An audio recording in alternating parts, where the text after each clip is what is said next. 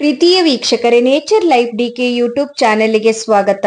ಇವತ್ತು ನಾವು ಶರೀರ ಮತ್ತು ಮನಸ್ಸಿಗೆ ನೋವಾದಾಗ ಯಾವ ರೀತಿ ಆರೈಕೆ ಮಾಡಿಕೊಳ್ಳಬೇಕು ಎಂಬುದನ್ನ ತಿಳಿದುಕೊಳ್ಳೋಣ.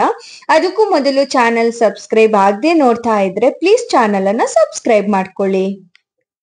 ಶರೀರ ಮತ್ತು ಮನಸ್ಸು ನಮ್ಮ ಸುಖವನ್ನ ಕಳೆದುಕೊಂಡರೆ ವಿವಿಧ ರೀತಿಯ ನೋವಿನ ಅನುಭವವಾಗುತ್ತದೆ. ಆರಾಮಾಗಿ ಓಡಾಡಿಕೊಂಡು ಸುಖವಾಗಿದ್ದ ವ್ಯಕ್ತಿಗೆ ಸಡನ್ ಆಗಿ ಪೆಟ್ಟು, ಕೈಕಾಲು, ದೇಹದ ನೋವು ಕಾಡಬಹುದು. ದಿನಚರಿಯ ಆಹಾರ, ನಿದ್ರೆ ಮತ್ತು ಚಟುವಟಿಕೆಗಳ ವ್ಯತ್ಯಾಸದಿಂದಲೂ ನೋವು ಕಂಡು ಬರಬಹುದು. ಇಂತಹ ಬದಲಾವಣೆಯನ್ನ ಗುರುತಿಸಿ ಸರಿಪಡಿಸಬೇಕು. ನೋವು ಅನುಭವಿಸುತ್ತಾ ನೋವಿನ ಮೂಲವನ್ನ ಕಡೆಗಣಿಸುವುದರಿಂದ ಮತ್ತೊಂದು ರೋಗ ಶುರುವಾಗಬಹುದು.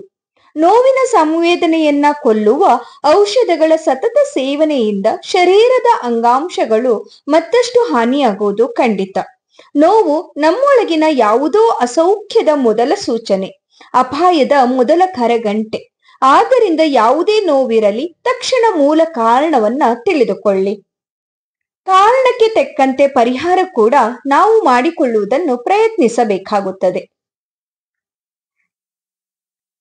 ಚಲಿಸುವ ವಾಹನದಿಂದ ಬಿದ್ದಿರಬಹುದು, ಮೆಟ್ಟಿಲಿನಿಂದ ಬಿದ್ದಿದ್ದು, ಭಾರವಾದ ವಸ್ತುಗಳಿಂದ ಪೆಟ್ಟು, ಮುಷ್ಟಿಯಿಂದ ಹೊಡೆತ.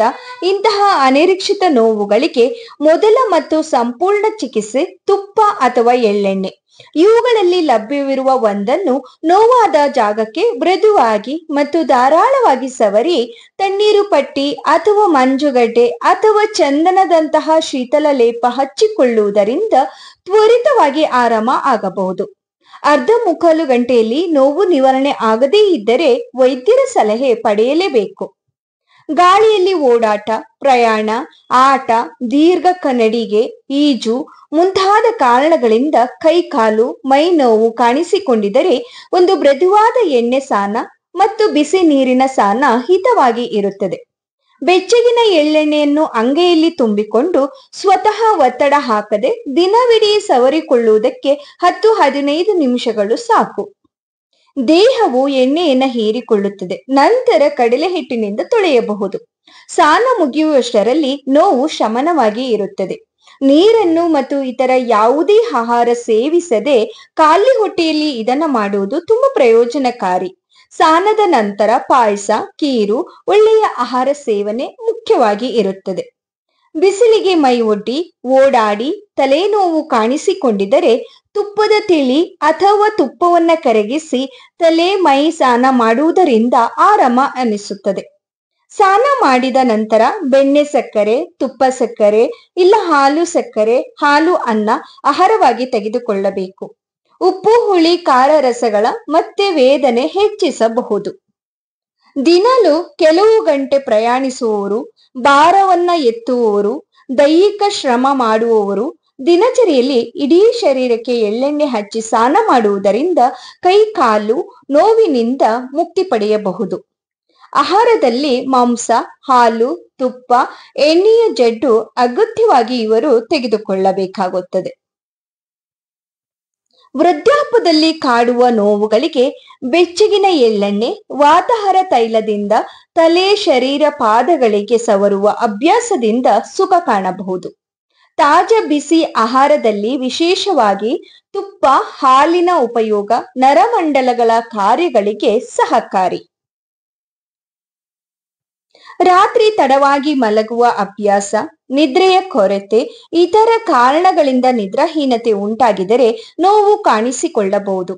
ಇಂಥವರು ರಾತ್ರಿ ಸಕಾಲದಲ್ಲಿ ನಿದ್ರೆ ಮಾಡುವುದೇ ಒಂದು ಸಂಪೂರ್ಣವಾದ ಪರಿಹಾರ. ಹಗಲು ನಿದ್ರಿಸುವಾಗ ಯಾವ ಆಹಾರವನ್ನ ಸೇವಿಸದೆ ನಿದ್ರೆ ತರುವವರೆಗೂ ಮಲಗುವುದು ಕ್ಷೇಮ. ದೀರ್ಘಕಾಲದ ನಿದ್ರೆಯು ಕೊರತೆಯಿಂದ ಸದಾ ಕೈ ಕಾಲು, ಮೈ ನೋವು ಕಾಡಬಹುದು. ಇವರಿಗೆ ಔಷಧ ಸಿದ್ಧ ತೈಲಗಳಿಂದ ಅಭ್ಯಂಜನ, ತುಪ್ಪ, ಹಾಲಿನ ಆಹಾರ ಮನಸ್ಸನ್ನ ತಿಳಿಗೊಳಿಸಿ ನಿದ್ರೆಗೆ ಪೂರಕವಾಗುವ ಜೀವನ ಶೈಲಿಯನ್ನ ರೂಢಿಸಿಕೊಳ್ಳಬೇಕಾಗುತ್ತದೆ.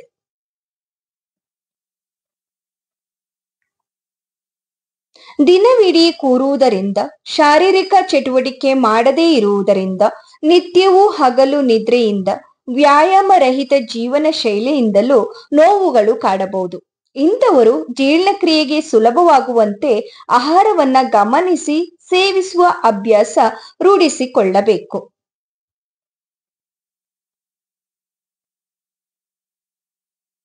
ನಿತ್ಯವೂ ಸಾಸಿವೆ ಎಣ್ಣೆ, ಬಿಸಿ ಎಳ್ಳೆಣ್ಣೆ ಹಚ್ಚಿ ಎದುರುಸುರು ಬೆವರುವಂತೆ ಶರೀರಕ್ಕೆ ಆಯಾಸವೆನಿಸುವಷ್ಟು ವ್ಯಾಯಾಮ, ಶ್ರಮ, ಕೆಲಸ ಮಾಡಬೇಕು. ನಂತರ ಬಿಸಿ ನೀರಿನಿಂದ ಸ್ನಾನ ಮಾಡಬೇಕು.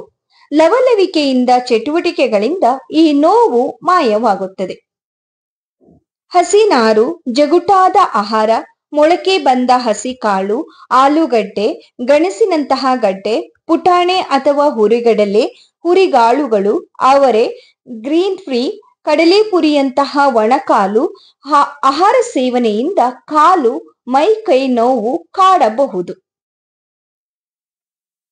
ಇದಕ್ಕೆ ಪ್ರತಿಯಾಗಿ ಆಹಾರದಲ್ಲಿ ಉತ್ತಮ ಗುಣಮಟ್ಟದ ಸೋಸಿದ ಎಣ್ಣೆ, ತುಪ್ಪ, ಮಾಂಸ, ಬೇಯಿಸಿದ ನೀರು ಸೇವಿಸಬಹುದು. ಒಗ್ಗರಣೆ ಹಾಕಿದ ಜೀರಿಗೆ ಸಾರು, ಶುಂಠಿ ಸಾರು, ದಾಳಿಂಬೆ ಸಾರು ಹಿತ. ಇವುಗಳಿಂದ ನರಗಳು ಶಾಂತವಾಗುತ್ತವೆ, ನೋವು ಕೂಡ ಶಮನವಾಗುತ್ತದೆ. ದೀರ್ಘಕಾಲದ ಕೈಕಾಲು, ಮೈ ನೋವುಗಳಿಗೆ ದಿನಚರಿಯ ಆಹಾರ, ನಿದ್ರೆ, ಚಟುವಟಿಕೆಗಳ ತಪ್ಪಾದ ಅಭ್ಯಾಸವು ಕಾರಣವಾಗಿರುತ್ತದೆ. ಕಾರಣಗಳನ್ನು ಗುರುತಿಸಿ ಸರಿಪಡಿಸುವುದರ ಜೊತೆಗೆ ಚಿಕಿತ್ಸೆಯು ಅವಶ್ಯ. ವಾತಾಹಾರ ತೈಲ, ಅಭ್ಯಂಗ ಲೇಪ, ಬಂಧನ, ನಿರೋಹ ಸ್ನೇಹ ಬಸ್ತಿಗಳ ಚಿಕಿತ್ಸೆಗೆ ಪರಿಹಾರ ನೀಡಬಹುದು. ನೋವು ಎಂಬ ಲಕ್ಷಣವು ಎಲ್ಲಿ ಕಾಣಿಸುತ್ತದೆ ಎಂಬುದು ಮುಖ್ಯ. ಎಲ್ಲಾ ನೋವುಗಳು, ಎಲ್ಲರ ನೋವು ಒಂದೇ ಅಲ್ಲ. ಕಾರಣಕ್ಕೆ ತಕ್ಕ ಲಕ್ಷಣ ಮತ್ತು ಪರಿಹಾರವು ಪರಸ್ಪರ ಸಂಬಂಧಪಟ್ಟಿದೆ. ಮಾಂಸಖಂಡಗಳ, ರಕ್ತನಾಳಗಳ, ನರಮಂಡಲ, ಮೂಳೆ ಎಲ್ಲವೂ ನೋವಿನ ಆಕಾರಗಳು. ಪ್ರತಿ ಅಂಗಾಂಶಗಳ ಅಗತ್ಯ ಮತ್ತು ಆರೈಕೆ ಬೇರೆ ಬೇರೆನೇ ಆಗಿರುತ್ತದೆ. ಸಾಮಾನ್ಯವಾಗಿ ನೋವು ಶರೀರದಲ್ಲಿ ವ್ಯಕ್ತವಾಗುವುದು. ಮನಸ್ಸಿನ ವೇದನೆಯು ದೇಹದ ಮೂಲಕವೇ ತೋರ್ಪಡಿಸುತ್ತದೆ.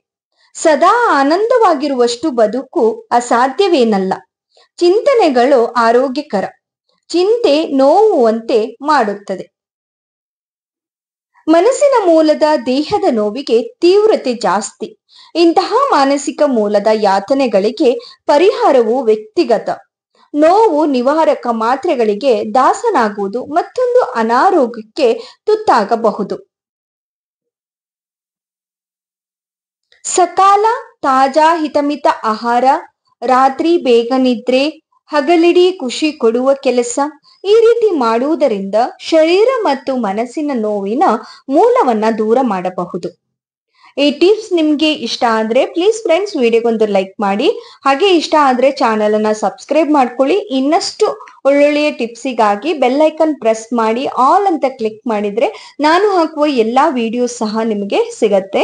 ಆಲ್ರೆಡಿ ಚಾನಲ್ ಸಬ್ಸ್ಕ್ರೈಬ್ ಮಾಡಿ ನೋಡ್ತಾ ಇರೋರಿಗೆ ನನ್ನ ಹೃತ್ಪೂರ್ವಕ ವಂದನೆಗಳು. ನಿಮ್ಮ ಅನಿಸಿಕೆಯನ್ನ ನನಗೆ ಕಮೆಂಟ್ ಮೂಲಕ ತಿಳಿಸಿ. ಈ ವಿಡಿಯೋ ನೋಡಿದಕ್ಕಾಗಿ ಎಲ್ರಿಗೂ ಧನ್ಯವಾದಗಳು.